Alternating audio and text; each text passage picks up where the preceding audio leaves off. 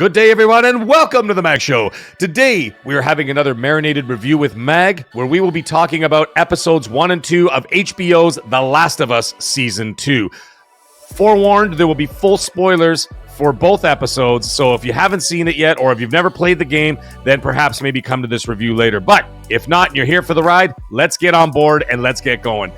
5 years after the events of Season 1 is where Season 2 starts to take place. Of course, Season 1 ended with Ellie, played by Bella Ramsey, and Joel, played by Pedro Pascal, ended up in that hospital in Seattle. And of course, they were going to operate on Ellie to get create a vaccine to cure the world, so to speak, or at least the known world.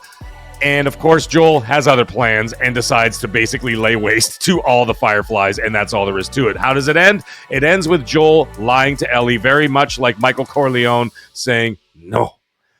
And it was done in the same fashion. So now we fast forward. They are in Jackson, Wyoming with who? With Tommy, played by Gabriel Luna. And then, of course, we have Tommy's wife, Maria, played by Rutina Wesley. And they are running this city, and it's fully operational. They've got everything. They've got bars. They've got booze. They got food. They've got butchers. They've got shoemakers. They've got full electricity and running water. It's a fantastic place to be. It's obviously well fortified as well. And of course, there are introductions of new characters, which I'll get into in just a moment. Now, let's get into where these characters are now. Joel is basically a construction worker. He's working on electrical problems. He's helping them with this and that, with plumbing, whatever he's doing. So he's basically a construction worker, maybe a foreman for the town. And of course, Ellie is now a patrol woman. There's a scene there where she's actually working on her, actually straight out of the game, where she's working on her sniper skills with Tommy, of course. Then we have some introductions of new characters, as now they're showing us the life of what it was like in this city. You've got the new character, Gail, who's a therapist, and this is where it differs a little bit from the game. Gail is played by Catherine O'Hara. We all know she's from Schitt's Creek, and she's also from Home Alone. She's the mom from Home Alone, right? And Joel confesses everything to her, as opposed to in the game, which I thought personally was much more effective, where the second game opened of Joel telling his brother exactly what happened in Seattle. And I thought that was more impactful. And of course, then they get on their horses and they ride into town. I think Gail's character, she is a drunk, bitter old lady.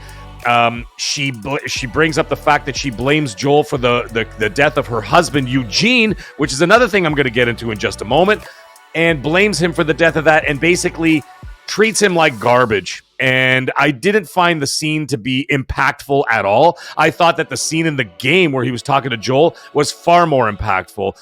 And this was just, I don't know, just another way of basically crapping all over Joel, which seems to be the common theme so far in Season 2, which I'm not enjoying at all.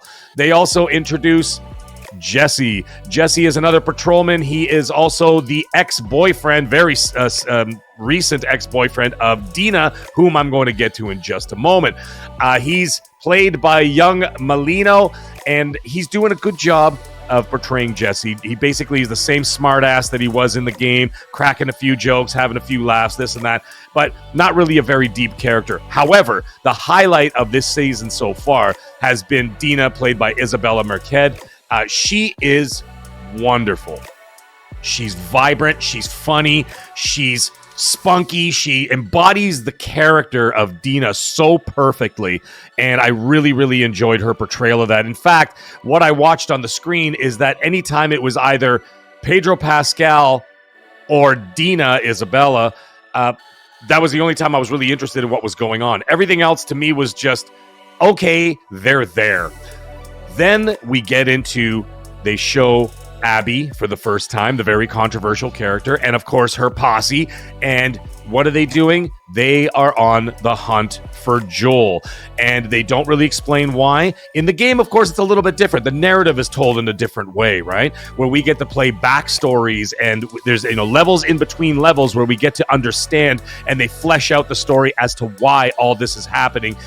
But what we get is Abby kneeling in front of a cross. It's got the Firefly pendants on them, and she's in like a little gravesite or whatever. She's got her whole crew behind her, Owen, her ex-boyfriend, and of course all her friends are there too. And she's kneeling there and she's looking at one cross in particular, and she seems to be really upset about the whole situation. Of course, if you're not familiar with the games, you don't know exactly why. You just know that it was the murdered Fireflies that they seem to be wanting to avenge. However, again, I found that the character of Abby was actually quite non-impactful as well so far from what I've seen.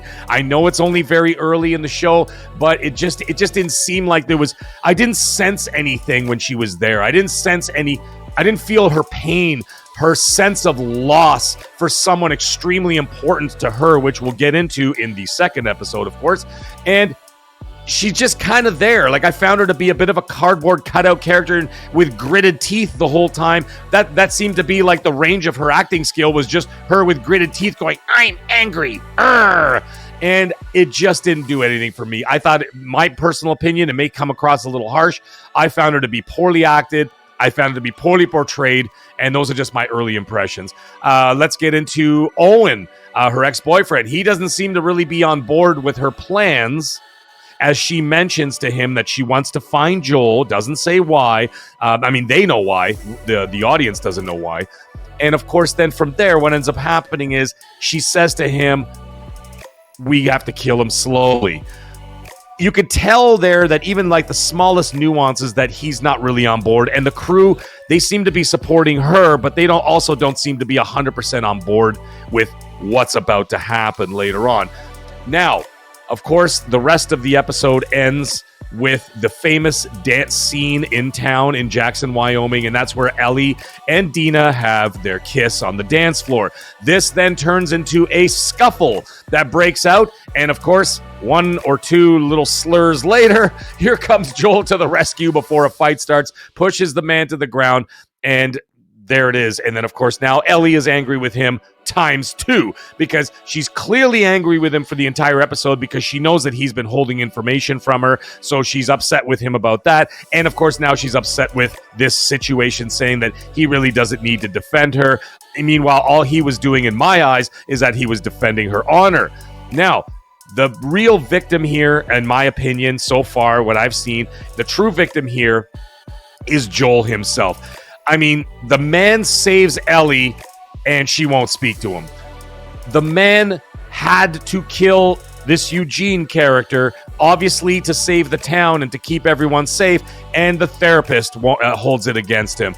Now, Joel defends Ellie's honor, and she's mad at him again and won't speak to him. Is there anything that this man can do that makes anybody in his life happy? It is absolutely ridiculous. I didn't like it in the game, and I certainly don't like it in the show. Now, I want to preface before we get into the rest of this, is that even I had no problems with the story in episodes 1 and 2 of the game, or part 1 and part 2 of the game. I thought that they were done very well, but the one thing that I found is that I seen more in the show than in the game. It seems that everybody just seems to be ganging up on Joel, and it seems overly ridiculous that the man can't do anything right, and all he's been doing is right in my eyes. Anyways, let's move on. The episode ends with this showing as the camera pans in on the pipeline. There's broken pipelines in Jackson there, and then of course you see spores or something like that sort of creeping and crawling through there, and of course that sets up, some foreshadowing that's going to come in episode 2. Now, that episode ended, and I was like, okay. It didn't give me that, oh wow, I can't wait to see the next episode. It did not give me that feeling at all. I thought it was flat. I understand what they're trying to do. They're trying to set up the whole situation before the big bang, comes. And of course, no pun intended, with a lot of things that come in the rest of the season. And of course, we'll be spilling into season 3. However, I did find that this was very flat and did not give me that anticipation of wanting to watch episode 2. That being said, I'm going to give my initial score on this episode. When I walked away from it, I gave it a 6 out of 10. After sitting on it and marinating for a week, the final score, the marinated score, is a 5 out of 10. Now, let's get into the now world-famous episode 2, Through the Valley. So here we are, episode 2, Through the Valley. Now, I have to preface once again, there's going to be full spoilers for this episode, just like the game. So if you haven't played the game and you haven't seen the show, maybe watch the show first or play the game, which is my preference anyway, and let me know what you think and come back to this video. Now, that being said, let's move right on to all the events that are happening in episode 2. We've got Abby and the posse are now in a chalet outside of Jackson. They've made their way across. Some other interesting things that have happened. The infected have discovered a new way to survive, and that is under piles of bodies in the snow to keep themselves insulated. And then if anything were to happen, then they could just pop up and then just, run rampant, whatever, right? So the thing is, we didn't really see a whole lot. That's something else I actually wanted to go back and discuss very quickly, that they haven't showed a lot of the infected as of yet. They showed some here and there, and there was a little bit. I actually think that the best part of episode 1, I'm actually going to go back and say this, is when Ellie and Dina go into the grocery store. That was intense. It was amazing. It was exactly what this show needed, and it feels like it was torn straight out of the game. And it was amazing. And the whole scene with the stalker was absolutely intense. I enjoyed that. In fact, that was one of the only shining moments of episode 1. So now, what are we going to see in episode 2?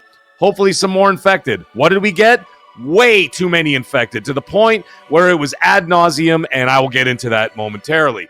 Now, what else is happening in this episode? Tommy pulls in. He basically has a town hall meeting. He's pulling everybody in. He's having a protocol speech for what's going to happen. What would happen, folks, if there was a mass invasion on Jackson? What would you do?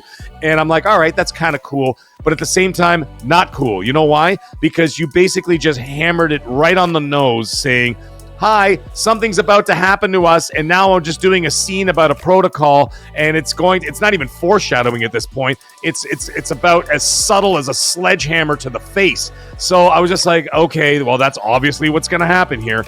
Again, I found the pacing of that very poor, and I didn't like the way it was handled. It wasn't handled delicately, and it didn't move the narrative in a way that left you in anticipation. It just basically told you what's going to happen. I didn't like that either. Now, some changes from the game. What do they do? Instead of Joel and Tommy going out on patrol, it's Joel and Dina. For what reason? I have no idea why they would change that, but they did. That's fine. They changed that.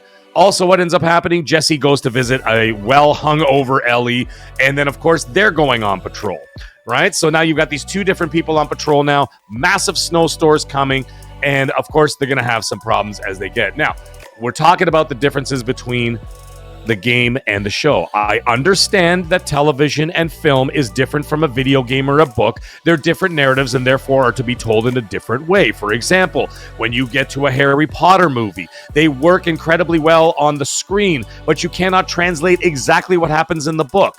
Right? Why? Because it doesn't come across the same way. Lord of the Rings, same thing. One of the greatest trilogies ever made. But you cannot put exactly what was on the page and put it on the screen because it doesn't work that way. It's a different narrative. It's a different avenue of telling a story.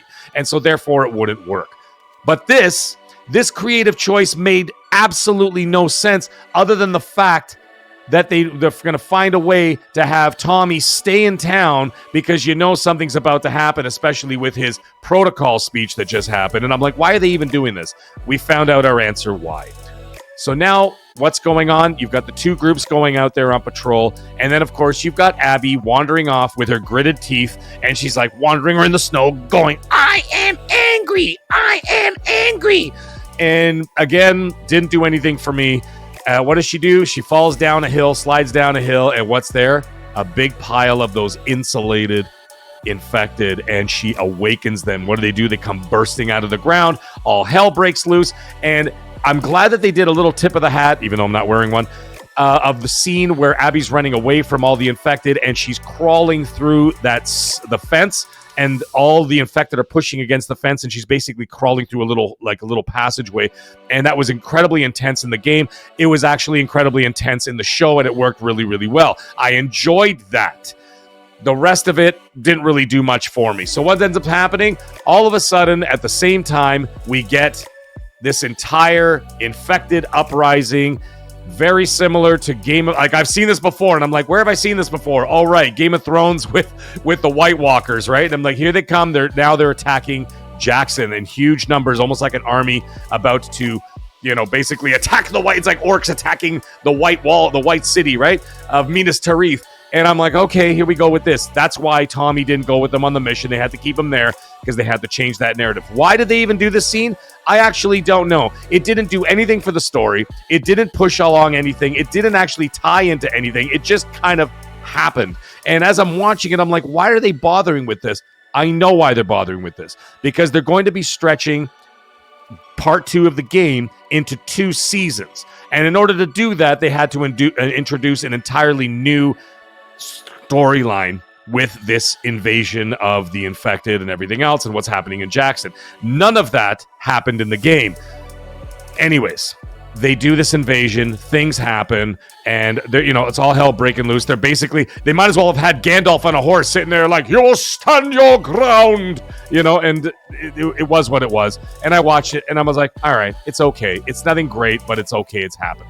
At the same time, you have Joel and Dina doing their thing, and we'll get to that in a moment. And then, of course, we have Ellie and Jesse, who are now doing what Ellie and Dina did in the game. Are you keeping up with me so far? And what ended up happening is they end up in some kind of a gas station or whatever, which used to be this Eugene character. That's Gail's husband, Gail, the therapist's husband, Catherine O'Hara. And it's Eugene's old joint, where, no pun intended, where he used to hang out. And of course, he had a big grow up of marijuana and all kinds of other stuff going on over there. And they're hanging out, just doing their thing or whatever. That also takes away a lot of the intensity of the game, where at the same time where it was supposed to be Ellie and Dina smoking dope, getting high, and making love, and then at the same time, that's where Joel, it gets captured by Ellie and her people, and that thing is going down. And so you're seeing one group of people having a good time. You're going, oh my God, get out of there. He needs help. And you're not feeling that intensity or that tension here because it didn't happen, right? And therefore, it didn't work for me. Now, let's move over back to what Abby and company are doing. What happens? Joel shows up out of nowhere, saves Abby from all these infected. And what do? She's like, oh, I have some people up in the mountain. How did she know? She was going to drag him off over to the chalet. Once she realizes Dina is down below going, hey, Joel! Hey, Joel! Kept calling his name over and over. I'm like, you might as well have just said, hey, Joel, that murdered all the fireflies! We're over here! Anyways, he calls over Dina. They go over to the chalet. They get in there. She traps him in there. She's being all nice to him, whatever. Bang! All of a sudden, it turns into he's captured. Arms up, they got guns on him, the whole 9 yards, whatever. Then they do possibly the most ridiculous thing I have ever seen in my entire life. Apparently, the posse of Abby's crew there just happened to have a Dexter-style syringe ready with anesthetic to knock out Dina. And I'm like, why would you even bring that syringe with anesthetic? It made absolutely no sense whatsoever. And I'm like, why did they even do that? They could have just hit her with the butt of a gun or something, like bang, just hit her with the butt of the gun. Down she falls. You're like, oh man, she's hurt. That sucks. But instead, they pull out the magic syringe that Dexter carries around. She's like, tonight's the night. And then injects her in the neck, right? You might as well have had a kill room with plastic all over it.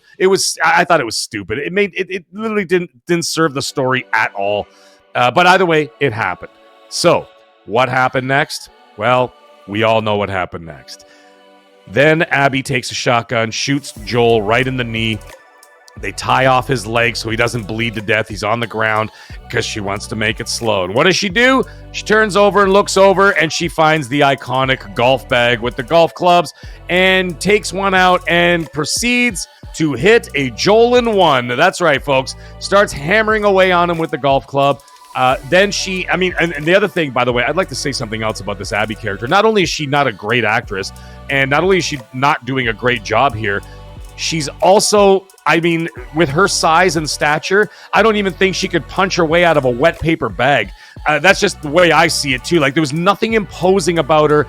And the other thing, too, by the way, and I know it's different, the context is different when playing a game, because in the game you got to play backstories, right? And so you got to see her as a young teenager with her father and other stuff, and you're playing all this other stuff, and you get to understand Abby before some of this stuff happens. And of course you learn about Abby as you go along in the game, which makes you sort of change your opinion somewhat of her.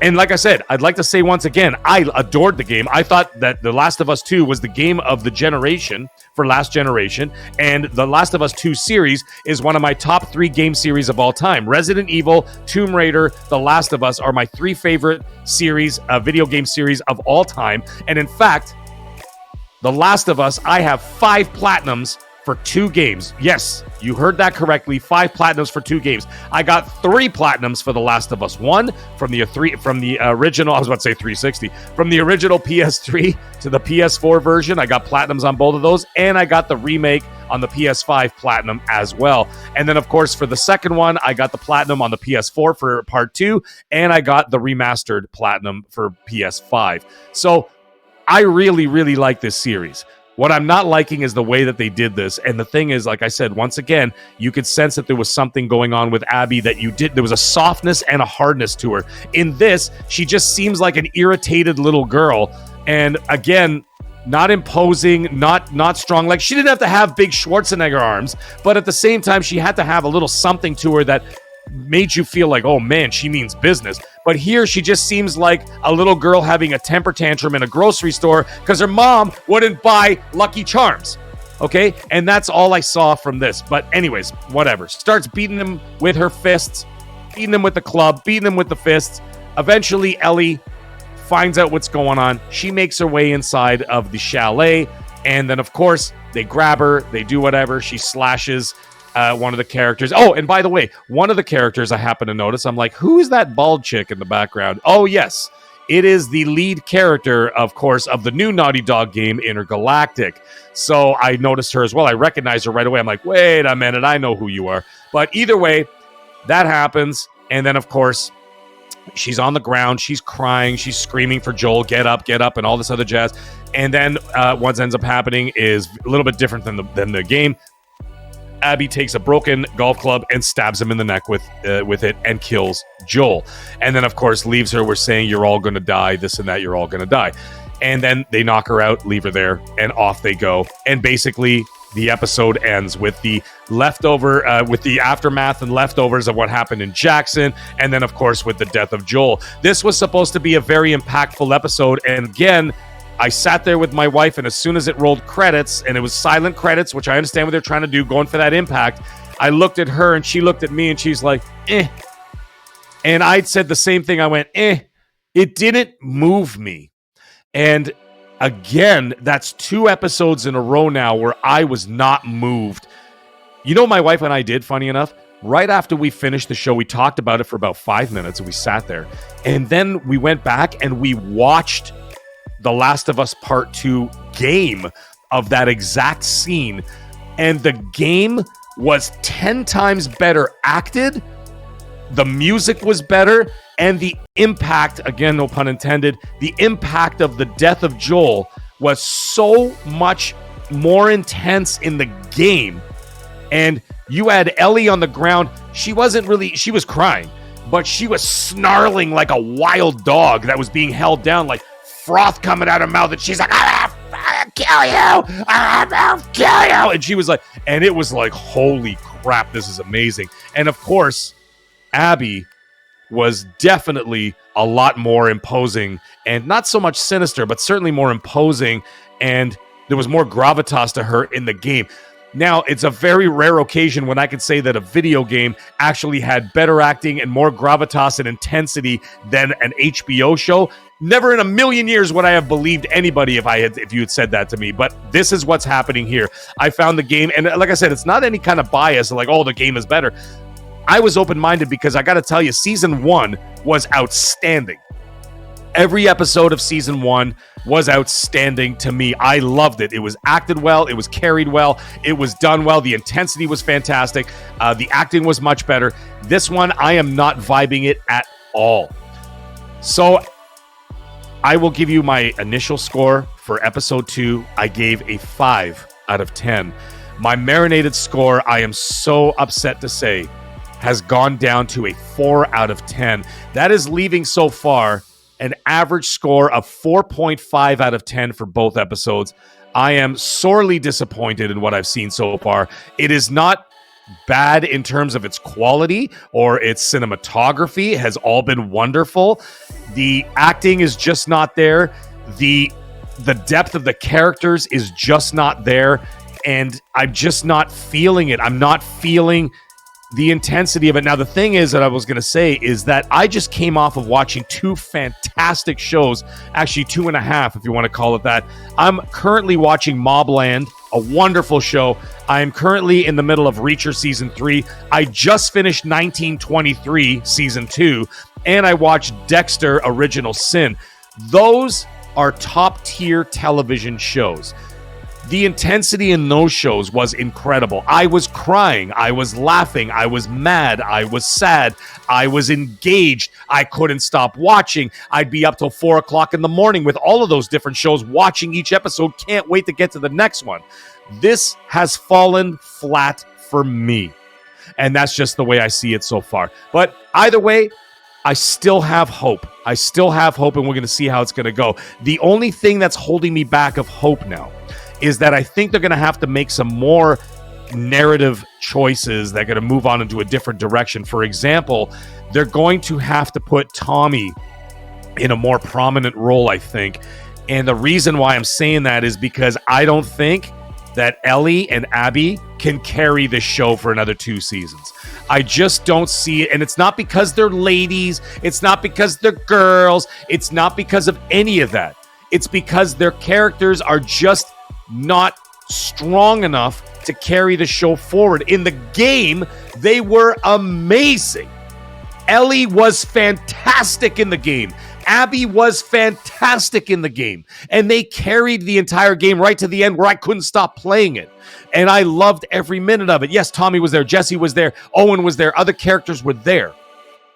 But the way that Bella Ramsey is portraying Ellie in this, and of course, Abby, are just not strong enough. They seem too shallow of a character to carry this series forward. And I fear that they're just not going to be able to bring this to the finish line the way that anybody wants. I have a feeling it's going to limp its way to the end. And then I think season 3 is going to be even more bloated because they're dragging this out. And we all know we're going to get into the later episodes then because they're going to walk into different factions. We haven't even met Isaac yet. Okay, so these are all things that are going to happen later on, and we'll get to those when we get to those. But either way, so far, unfortunately, it is a conglomerate score of 4.5 out of 10 for the 2 episodes. But either way, again, let's not condemn them just yet. Let's see where episodes 3 and 4 go from there. And of course, I will have some more Marinated review for you then. Anyways, everybody have yourself a wonderful day and stay magnificent.